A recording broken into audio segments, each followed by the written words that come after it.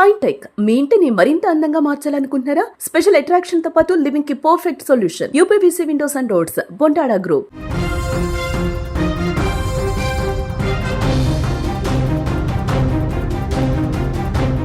భార్యను చంపి కుక్కర్లో ఉడికించి శరీర భాగాలను చెరువులో పడేసిన దారుణ ఘటన జనవరి నెలలో తెలుగు రాష్ట్రాల్లో ఒక సంచలనంగా మారిన విషయం అందరికీ తెలిసిందే. అయితే ఈ కేసులో తవ్వే కొద్ది పలు కీలక విషయాలైతే వెలుగు చూస్తూనే ఉన్నాయి. భార్యను అత్యంత కిరాతకంగా చంపడానికి వివాహితర సంబంధమే కారణమని కూడా ఇక్కడ తెలుస్తోంది.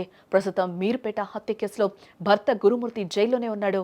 అయితే ఈ కేసులో అనేక కోణాల్లో విచారణ చేస్తున్న పోలీసులు హత్యకు ప్రధాన కారణం మరదలితో గురుమూర్తికి ఉన్న వివాహితర సంబంధమే కారణమని కూడా నిర్ధారణ అయ్యింది. మరదలితో వివాహితర సంబంధం నడిపిన గురుమూర్తి దానికి అడ్డుపడుతోందని భార్య మాధవిపై ఘాతకానికి పాల్పడినట్లుగా కూడా తేలింది.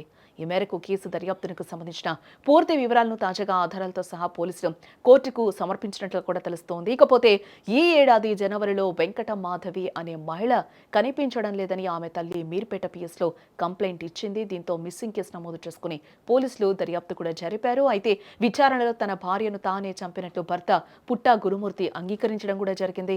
మాజీ ఆర్మీ జవాన్ అయిన పుట్టా గురుమూర్తి డిఆర్డీఓలో సెక్యూరిటీ గార్డుగా కూడా పనిచేస్తూ ఉన్నాడు. అయితే తన మరదలతో వివాహితర సంబంధం పెట్టుకున్నాడు. ఏ విషయంలోనే భార్య మాధవితో పలుమార్లు గొడవలు కూడా జరిగాయి. అయితే చాలాసార్లు పంచాయతీ చేసినప్పటికీ గురుమూర్తి తీరైతే మారలేదు. ఈ క్రమంలోనే మాధవితో గొడవపడి ఆమెను దారుణంగా హతమార్చడానికి కూడా పోలీసులు కోర్టుకు చెప్పడం జరిగింది. వివాహితర సంబంధం విషయంలో మాధవి గురుమూర్తి మధ్య గొడవ జరిగింది.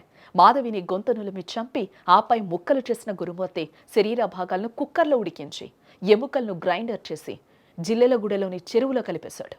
మాధవిది హత్యగా తెలిసాక పోలీసులు ఇంటి నుండి స్టవ్, కత్తి, రోలర్, వాటర్ హీటర్, బట్టలు వంటి ఆధారాలను కూడా స్వాధీనం చేసుకున్నారు. అప్పుడే గురుమూర్తిపై హత్య ఆధారాలను నాశనం చేయడం వంటి సెక్షన్ల కింద కూడా కేసులు నమోదు చేశారు పోలీసులు. అయితే ఏ కేసులో శరీర భాగాలు దొరకడం కష్టం కావడంతో ఈ కేసు వీగిపోతుందని అంతా కూడా భావించారు అప్పుడు. అయితే అతి కష్టం మీద సైంటిఫిక్ ఆధారాలను సేకరించిన పోలీసులు తాజాగా వాటిని కోర్టు ముందుంచారు.